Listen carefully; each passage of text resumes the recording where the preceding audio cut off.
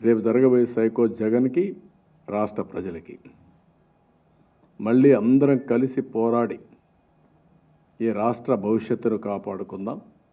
దానికి మీరందరూ ముందుకు రావాల్సిందిగా మరొక్కసారి కోరుతూ, ఈ నూతన విధానం కూడా నేను ఎవరికి చెప్పను, ఎక్కువ విండో కూడా ఇవ్వను.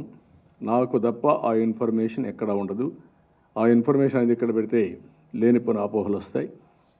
అవన్నీ పెట్టుకొని ఎవరెవరిని ఏ విధంగా రైట్ ప్లేస్లో పెట్టాలో పెడుతూనే అందరినీ కన్విన్స్ చేసి రాబోయే ఎన్నికల్లో ఒకటే మళ్ళీ కొడుతున్న మా పార్టీ వాళ్ళకి కానీ బయట వాళ్ళకి కానీ ఈ ఎన్నికలు మాత్రం చాలా హిస్టారికల్ ఎన్నికలుగా మిగిలిపోతాయి.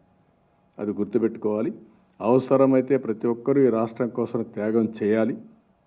రాజకీయ నాయకులే కాకుండా, రాజకీయ కార్యకర్తలే కాకుండా ప్రజలు కూడా త్యాగం చేసే పరిస్థితికి రావాలి. అప్రమత్తంగా ఉండాలి, ఉండి రాష్ట్రాన్ని కాపాడుకోవాలి.